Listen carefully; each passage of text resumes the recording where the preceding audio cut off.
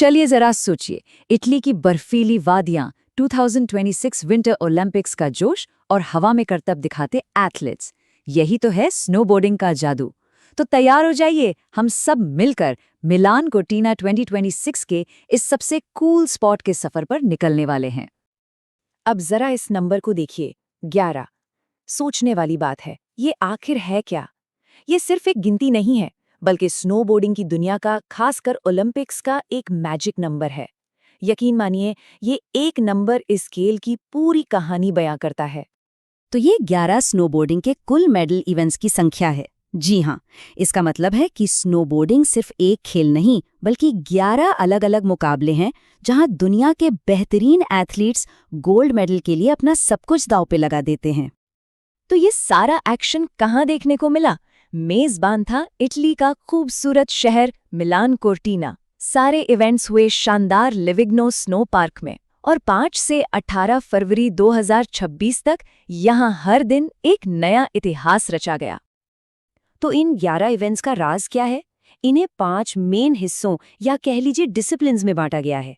इसे एक बढ़िया से रेस्टोरेंट का मेन्यू समझ लीजिए, जहां हर किसी के टेस्ट के लिए कुछ न कुछ मजेदार जरूर है। तो इस मेन्यू पर क्या क्या है, सुनते जाइए। Big air, half pipe, slope style, snowboard cross और पैरेलल जाइंट स्लैलम। नाम सुनकर ही एक्साइटमेंट बढ़ जाती है ना? हर एक का अपना अलग स्टाइल है, अपनी अलग चुनौती। चलिए एक एक करके इन सबको जरा करीब से जानते हैं। तो तैयार है? चलिए एक एक इवेंट की दुनिया में गोता लगाते हैं और देखते हैं कि आखिर इनमें ऐसा क्या खास है। सबसे पहले बात करते हैं बिग एयर की। और सच कहूं, जैसा नाम है ना, वैसा ही इसका काम है। यहाँ सब कुछ बिग यानी बड़ा होता है। बड़ी जंप, बड़ा स्टाइल और उतना ही बड़ा रोमांच। इसमें होता ये है कि एथलीट एक बहुत बड़े रैंप से पूरी स्पीड में आते हैं और फिर हवा में उछलकर ऐसे करतब दिखाते हैं कि देखने वालों की सांसें थम जाएं। यहाँ सिर्फ एक ही जंप का मौका मिलता है और उसी एक मौके में सब कुछ साबित करना होता है। तो बिग एयर की एक जबरदस्त जंप के बाद अब चलते हैं एक ऐसे इवेंट की तरफ जहां कलाबाजियां रुकती ही नहीं, मतलब हाफ पाइप। हाफ पाइप असल में एक यू शेप का बर्फीला स्ट्रक्चर होता है। एथलीट इसके दोनों किनारों से हवा में ऊपर उछलते हैं और एक के बाद एक कई स्पिन और फ्लिप करते हैं। ये स्पीड, स्टाइल और रिदम का एक कमाल का कॉम्बिनेशन है। अगला है स्लोप स्टाइल। और जानते हैं, अगर स्नोबोर्डिंग को एक वीडियो गेम मान ले, तो स्लोप स्टाइल उसका सबसे चैलेंजिंग और मजेदार लेवल होगा, जहां एक ही कोर्स पर कई तरह की मुश्किलें होती हैं। ये कोर्स ना एक तरह का प्लेग्राउंड है, मतलब इसमें रेलिंग्स हैं, बॉक्सेस हैं, बड़ी बड़ी जंप्स हैं, सब कुछ है। यहाँ एथलीट को सिर्फ ट्रिक नहीं दिखानी होती, बल्कि अपनी क्रिएटिविटी का इस्तेमाल करके पूरे कोर्स को अपना कैनवस बनाना पड़ता है। चलिए अब स्टाइल, पॉइंट्स, क्रिएटिविटी, इन सब को थोड़ी देर के लिए भूल जाते हैं, क्योंकि अब बात होगी सिर्फ और सिर्फ रफ्तार की।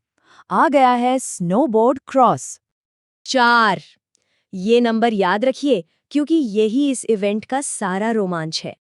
स्नोबोर्ड क्रॉस एक हाई स्पीड रेस है, लेकिन ट्विस्ट ये है कि 4 राइडर्स एक साथ एक ही कोर्स पर रेस करते हैं।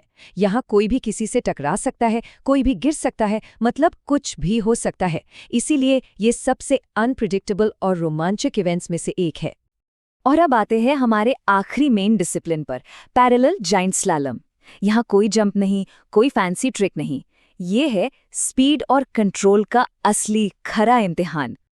इसमें 2 राइडर्स साइड बाय साइड एक खड़ी ढलान पर लगे गेट्स के बीच से निकलते हुए रेस करते हैं।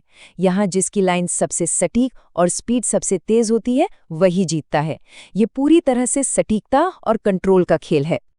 लेकिन रुकिए, कहानी अभी खत्म नहीं हुई। इन 5 जबरदस्त डिसिप्लिन्स के अलावा एक और इवेंट है जो इस खेल में टीम वर्क का एक मजेदार तड़का लगाता है, और वो है मिक्स टीम इवेंट। ये ओलंपिक्स में एक नया और काफी अनोखा कॉन्सेप्ट है। तो इसमें ऐसा क्या खास है? जहां बाकी सारे इवेंट्स में मेंस और विमेंस कंपटीशन अलग अलग होते हैं, वहीं मिक्स टीम स्नोबोर्ड क्रॉस में एक पुरुष और एक महिला एथलीट मिलकर एक टीम बनाते हैं। मतलब यहाँ इंडिविजुअल परफॉर्मेंस से ज्यादा टीम वर्क मायने रखता है। तो ये तो हो गई इवेंट्स की बात। पर एक सवाल उठता है कि आखिर स्नोबोर्डिंग में ऐसी क्या बात है जो इसे विंटर ओलंपिक्स का इतना ज़रूरी और पॉपुलर हिस्सा बनाती है? वेल, इसकी कुछ बहुत बड़ी वजह हैं।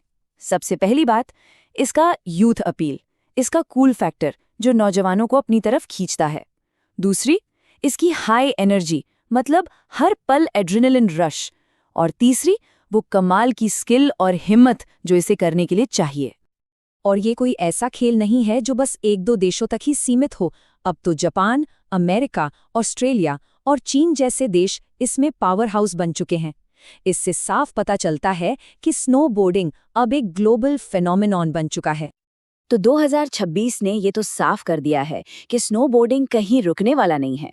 ये हमेशा आगे बढ़ता रहेगा, इवॉल्व होता रहेगा।